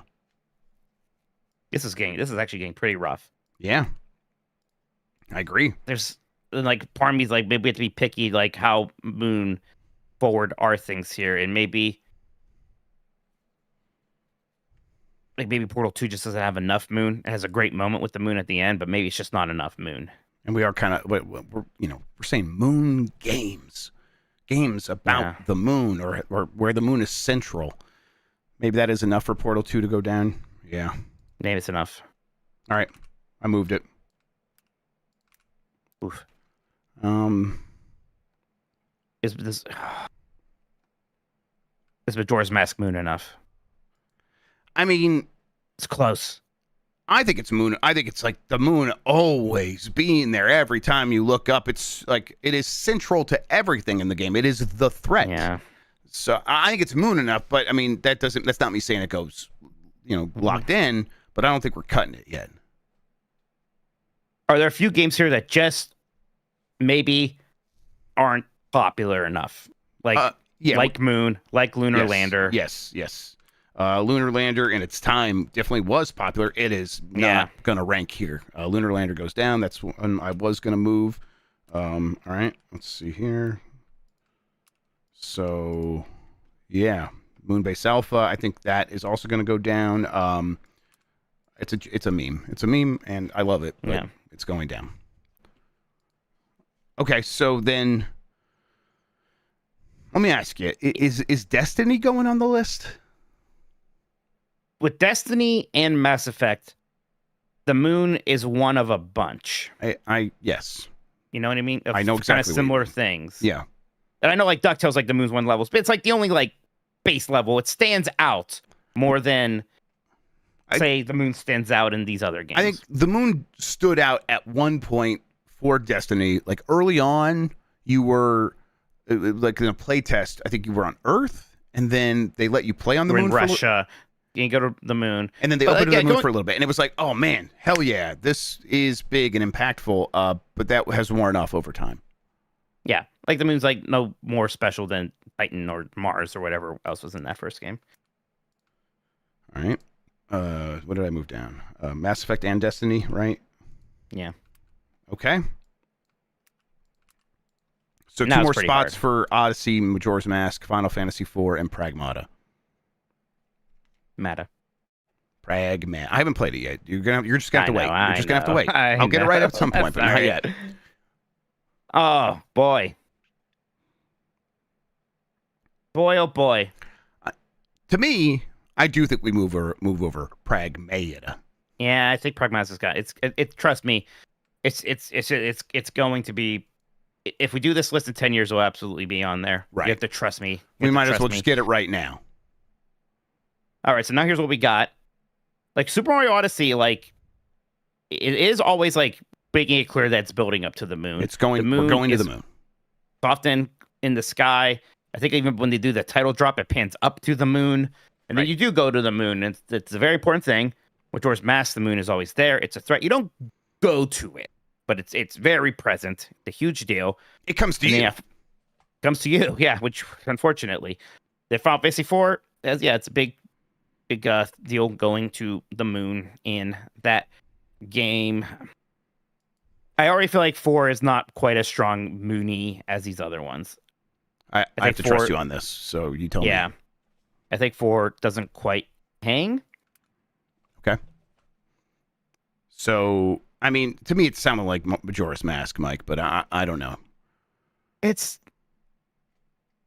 I'm hard. okay with Odyssey as well, because I like your argument that the Moon is ever present and it's ever present in both of them. And but like culminating in the Moon. You go to the Moon. Actually, you go to the Moon. Yes, and it's up there. It's very Moon.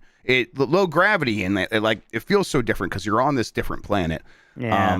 And that felt like a reward at the end of the game. So, yeah. But I think Majora's Mask is just so, I don't know. There's something about that moon. I think it would It's be a big crazy deal. to leave off Majora's Mask. If I said video game moon, I think you think of that moon from Majora's Mask. I think And it's more gotta be importantly, Majora's the Mask. people in my mentions on Blue Sky will be thinking of Yes, they'll Majora's be very Mask. mad at you. They will be very upset for sure. All right. Yeah, Majora's Mask. Majora's Capitalize Mask. that L in legend so that I Yep, I'll get it. sleep tonight. Sure, absolutely. The Legend with a capital L of Zelda, Majora's Mask. So, our Mount Rushmore of moon games: DuckTales, Kerbal Space Program, Pragmata, and The Legend of Zelda and Majora's Mask. Mike, how do you feel about it? I think chat's trying to bully me into dropping DuckTales for Final Fantasy IV. The song alone absolutely clears not. everything. Like, Absolutely not. Absolutely not not. happening, chat. No way. Yep. That's just y'all just not having as good a taste as us. Sorry, that happens sometimes, but I apologize. All right, I think and 4 very different games here. Yeah, as well. absolutely. I guess The you moon have can 2 be a lot. Capcom games, you could say, but yeah, this is pretty good. Yeah, this was a more intense Mount Rushmore than I was expecting. Yeah, to be honest, right. I love the moon. You know, Yeah, that? Can I moon's tell you cool. that? I love that. I just every time I go outside and I see that fucker, makes me feel good. I love the Yeah, moon. I Going to the moon in video games, everything about it. Love it. Yep. And I really, really enjoy everything with the Artemis mission. That's been fun. Tell you about that. So good stuff. We did it. We're heroes. All right, Jeff. Fantastic. Why don't we take a break? Then we can kind of start getting ready for our return journey back to Earth. Read any more super moon chats that have come in. Thought about anything else we've been playing Nintendo wise, and we'll call it a show here. Sounds good. All right, Jeff. We have some time until our capsule enters the Earth's atmosphere. We can kill some of that time. But talking about Nintendo games, which I want to talk to Sean first. Actually, our me too. Pokemon man on the scene. Pokemon Champions is out, which is the new kind of competitive battle focused Pokemon game. Sean, how are you finding that? So I didn't get to spend as much time with it as I would like because I was playing Pragmata like all weekend, but I did get to dive in a little bit there and spend some hours with it. And Janice talked about it. I've been gathering information from him as well, who has really dove into that one there. And tomorrow again we'll hop back into the gym in Pokemon Monday Night Combat over on Giant Bomb if people want to hear and see more about it. But initial impressions from me is basically what I thought was going to be the case going into the game, where it seems like, hey, if you're if you're the kind of Pokemon person who likes the competitive battling, the online grinding, the ranked ladder, that side of Pokemon, which is a growing audience, you're gonna love it because they gave us exactly what we wanted. It's a game where you can get in, you basically get to pick one Pokemon, and then they give you 5 additional ones to round out a competitive team. And so you can hop right into competitive battling right after you do the tutorial. They give you a bunch of the in-game currency. That's like primarily how you will recruit new Pokemon. You can do that for free once a day, or you can spend that currency that you get by just playing battles. And that currency, VP, is also how you will adjust the Pokemon stats and everything. So it's exactly what we thought it would be going into it. I think what a lot of people weren't quite expecting is that they're really generous with the currency, at the very least for this like launch period. And I think that's something where some of the people who have had reactions online have been a little concerned about, it's a free-to-play game, it's going to be pay to win, there's microtransactions, yada, yada, yada. I don't know if these people actually played the game. It's like you hop in there, they literally give you a team. Every time you recruit a Pokemon is competitively viable, and then you can spend that VP to adjust them further. It's a really good system. It's really well rounded. There's some things that could be adjusted or improved. There's a little bit of bugginess in a couple of ways during that initial week. They've since fixed some of that. People don't like that runs at 30 FPS, which I get it. Even on Switch 2, you would expect it to run at 60 for what's there. But at the same time, a turn-based menu game, it's not like the worst thing in the world. So it's kind of whatever. I think that they kind of just nailed it with this one. I think it's really good. When it comes to the microtransaction stuff, if you were to buy every microtransaction in this game, every single one, it amounts to $22. That's the most you can spend on this game right now, and all that's like one time only as well, and it just like gives you extra storage space for the Pokemon stuff, and it speeds up how quickly you can get Pokemon. You're not paying for an advantage or anything like that. So if that was a concern that people had, that's not really a real thing. I just think it's a really great competitive simulator. They have some tutorials, so if you want to hop in, like Jeff, I saw you watching the stream the other day, like if you wanted to try it out, you could download it, do the tutorials, hop in and kind of just play, you know, like I think it's a really good way to hop in. Do you think I should just do it on Switch 2 or wait till mobile? Is there any difference there? Any reason to do one or the other, or what? It's gonna be the same thing in either situation. So I'm hoping when mobile comes out, the performance might improve a little bit, because mobile games actually have higher frame rate options nowadays, and maybe they'll trickle down to the Switch 2 and everything like that. So yeah, I think that was a great time. If you think you'll play it more on phone, we could also like check out mobile when it comes out. Okay. But I think maybe just the best way to like see if this is the kind of thing you'll like is just to hop in, because that's the benefit of it being a free to play game, right? It's like someone can just hop in, try it out, and not have to spend $60 on a Pokemon RPG that may look and run like ass, you know? Like there's just like a very solidly built app there for you to try out.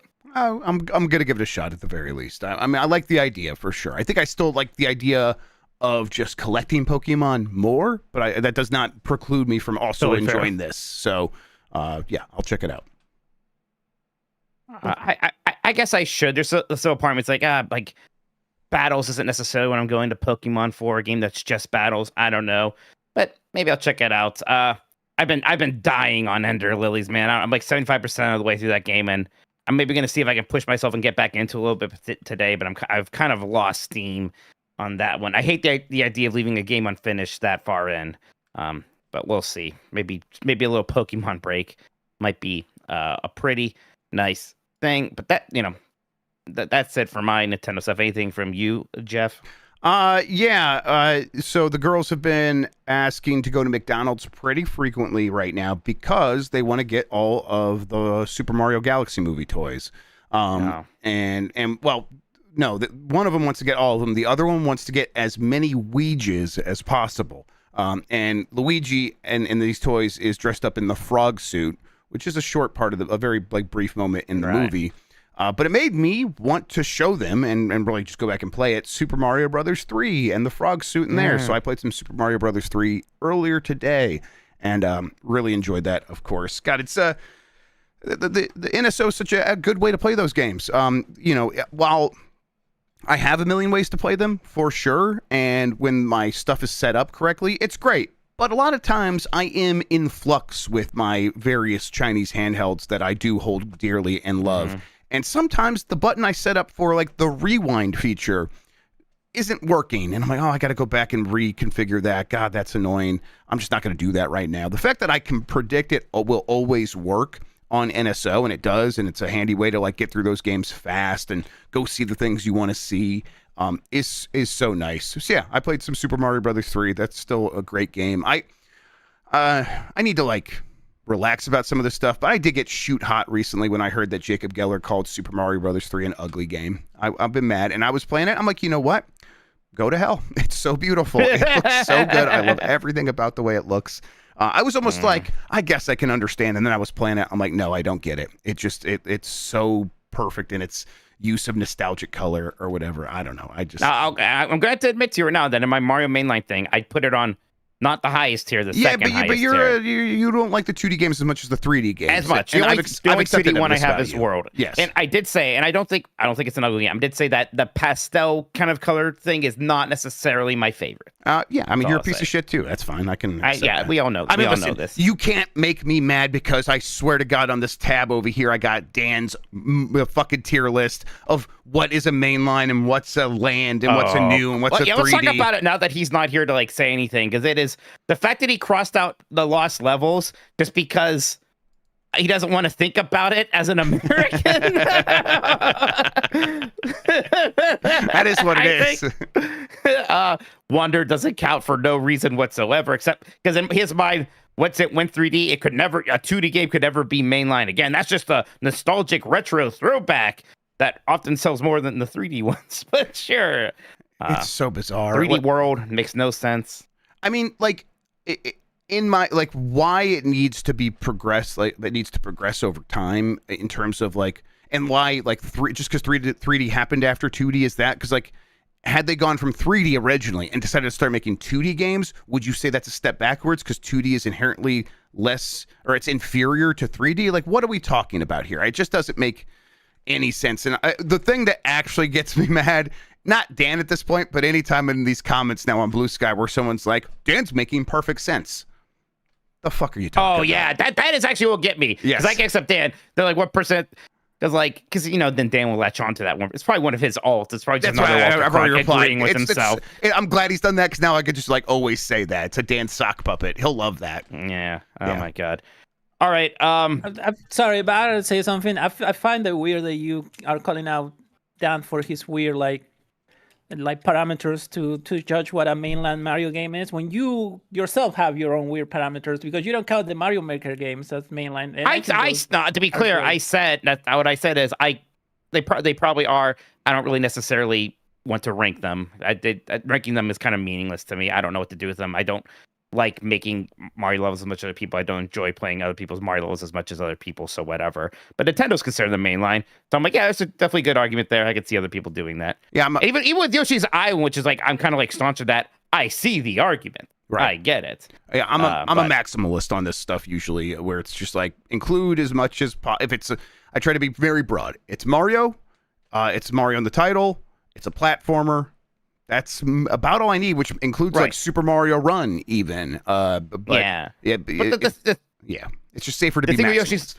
The thing with Yoshi Island, I was always like, Mario's not the main character of that game or the character you control most of the time. Like, that seems like a big one to me personally. The thing that got me with Yoshi's Island is, well, if Yoshi's Island is one, why isn't, like, wouldn't Wario Land? Yeah, where you play as Wario in Super Mario Land 3, the way that Yoshi's Island is Super Mario World 2, that's what got me. Question, I'm raising my hand. Please, go, Sean. Do you guys at least respect the fact that I consider both Yoshi's Island and Wario Land to be mainline ones because of the name? Yes. If you want to play, if the name's what's important to you. If you're staying consistent like that, I do appreciate. Exactly. I'll tell you what, that's why I respect Mike, is because he's consistent and denies both. I'm like, you know what? That's fair. Yes. Yeah. The wanting to include more of them is much better than wanting to exclude insanely obvious ones like the Mario Land games. Yeah, that's what's insane. The new Super Mario Brothers games. And the worst of them all, by far, the worst of them all, aside from maybe Wonder, Super Mario 3D World. Just the most mainline-ass Mario game ever. The Mario game for an entire Nintendo console. That's the Mario game. It's crazy, crazy. All right, fellas. Look, we made it through the atmosphere. Our chutes have deployed. We're going to have splashdown here at any moment. Jeff, let's get these super chats read first. All right, let's see here. I need to figure out where I left off. I think I marked it. Oh, yeah, there we go. Well, no, actually, I didn't mark it correctly. Let me see here. Chrono Rig, we read that one. We read G Nitro. We read that one. Okay, there we go. From Chris Pratt's Pocket. Crimson Desert is great. You're fired, Mike. What? Jeff hates it too? Yes. Now, I'll tell you what. I do hate it. Actually, it bothers me because like a lot of you all seem to like it, and like I'll watch Even Kind of Funny, and like I think they don't like it, and people will be like, well, their opinion doesn't matter because they didn't like Crimson Desert, and I am befuddled. I am actually befuddled. It is to a point like maybe I'm out of touch. I don't know because I know they've improved it with patches. But I actually really dislike that game, and I am pretty confused at the grace and love that people get it. If it said Ubisoft on the box, people would be pissing their pants about this game. They would hate it. Yeah. Oh, by the way, this is a real thing that happened to me. I was playing a marathon, and I use voice chat because I'm not a chump like Mike. And the guys were talking, have you been playing that game? And the other guy said, yes, it controls like shit, but I love it. It's like, what? Yeah. There should be no but. There should be no but after that. How like what is wrong with these people? How is like It's I just, don't understand anything. it's just a trough of slop. It is, and not just AI slop. I mean, humans could have made all of it. I don't give a shit. It's just content for content's sake, with no thought put into it. We don't need to go on and on. I do hate it. I know, 'cause I know people like dislike. I know. Trust me, I tried on top because I know that people who like this game dislike hearing me crap on it, so I try to stop. But Yep. you poke the bear. Yep. I'll come out. I don't get it. I don't get it. From To One Free Man, Portal to Space. Right. Oh man, we forgot about Red Alert 2, I guess. Yes. Also, huh? Right. The one I place guess as a mood untouched isn't by necessarily, capitalism. Space. And he cracks up in the middle. But God, what an all-time moment. God bless that man. Oh, you know what? Please. But it made me think. This is a weird train of thought, but the new keepsake ornament catalog for Hallmark is out, and it included Kermit from Muppet Treasure Island, which has Tim Curry in it. But every year there's been a video game console. And last time was Xbox 360. This time, PlayStation 1. We got our first PlayStation console in here. Good. And it's going to play the iconic startup sound when you push the button. Oh, that's one of my favorite sounds, period. So if you've been collecting those console, which they've done Nintendo, they've done Sega, they've done Xbox, they've done PlayStation now. They got everyone on board. So I'm pretty excited about that. I'm also excited because they're redoing the classic shuttlecraft Galileo from the original Star Trek ornament. They had Leonard Nimoy record lines for it in 1992, and my dad had that, and it's my most iconic childhood ornament. Even a decade before I liked Star Trek, oh, wow. I liked this ornament. So I'm excited to get that ornament again. Good stuff. From Tristan for Mike. For their April Fools this year, Overwatch would randomly throw you into an all Winstons match on the lunar colony map. Oh, that's awesome. I didn't have that happen to me. I would have liked that.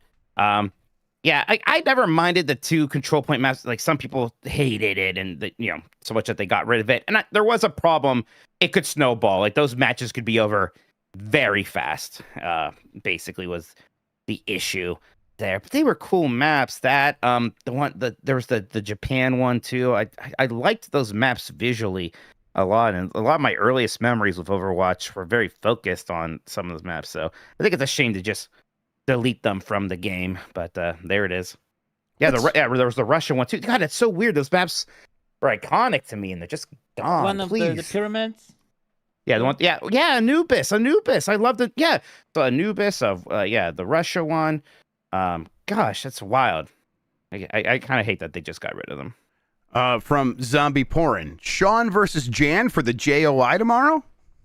Oh, don't you worry. Don't you worry. The JOI is happening. I'm not sure if we can start giving that to y'all tomorrow because, I'm not quite ready for that yet. No. But if I can get myself put together properly, then, we'll be ready to do it eventually. You're going to be on the edge of your seats. Bravo. Okay. Christian's concerned. What? Got me a lot. Big Fresh 37. I think Pokemon Champions is generous because if you like Champions, you're going to play Winds and Waves, you're going to play Go, and you'll sub to home. Absolutely. Yeah. That's the point of any free-to-play game is to try to get you in the ecosystem. And eventually you'll spend more money on the more expensive stuff later down the line. That's why, like I mentioned, there's not a ton of microtransactions in Champions. 2 of them are subscriptions. So one of them is monthly, one of them is seasonally. So you could potentially put more money into the ecosystem later on. But yeah, pretty generous right off the bat. I think what's cool is that it kind of reminds me of the Smite style. I don't know if you guys remember that the God pack that they would sell for Smite, where $30 you unlock all the characters in MOBA permanently. That was I thought a good way of doing it. It feels similar in Champions when you buy the starter pack for $7, and it's all right, now you really have the game. You were kind of just testing it out there. So yeah, I think there's definitely an ecosystem thing going on there where they want to give you the first taste for free, and then they hook you by giving you something that you'll latch onto later. From Brono Trigger, do you think anyone in history prior to Dan ever questioned what was a mainline Mario game? I know for a fact that people did. Before I ever talked to Dan about this, maybe Dan inspired it. I don't know, but I don't think he did. Me, Gene Park, and a few others did a panel at PAX about what is a mainline Mario. Yeah, it's always been a conversation. I think Yoshi's Island used to be the kind of hot spot right, there. The lightning rod for the conversation Right. for sure. Exactly. So yeah, people have been having these conversations. Dan is just taking it into the wildest realm. What is possible. experimental about Super Yeah, Mario no, Brothers he Wonder? made his. I don't know what he means. It's actually the most basic by the numbers Mario game. Like, well done. I guess just because of the Wonder Flowers. That's just a gimmick. Experimental. It's just a gimmick. Yeah. I don't know, but also I thought that was one of his main criteria for it to be mainline was that it had to move things forward. Right. Look, it's dumb, but it is like he's just twisting himself into knots to like make his thing make sense, which is why Dan can do it. But if you do agree with them, don't. It's embarrassing. You have to save yourself from this. Yeah. Look, Dan, I'll give Dan a little grace. I won't give you grace. No, I'm not going to give. No, absolutely not. No. The more you hear Dan talk about the games that he puts on the list, the more it makes it looks like those are the games that he likes.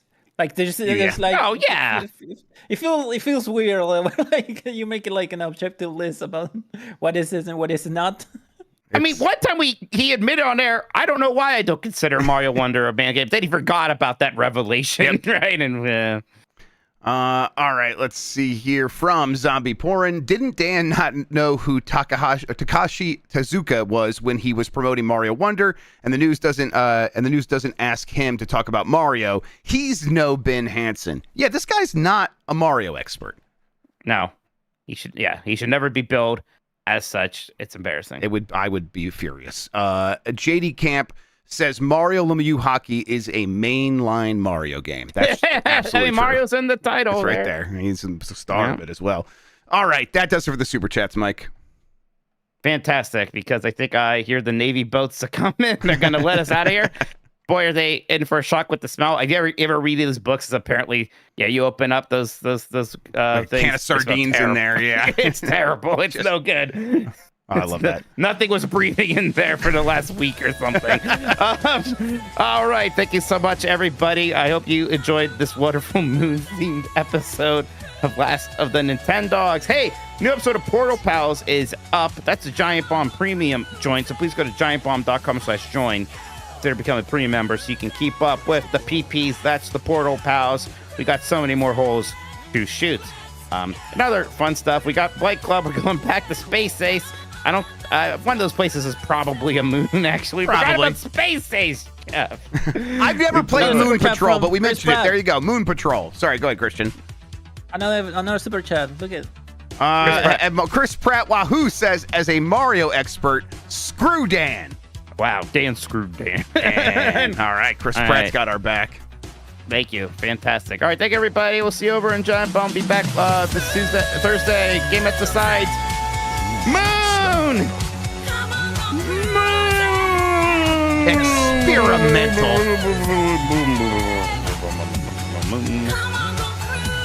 That Nintendog came from the moon.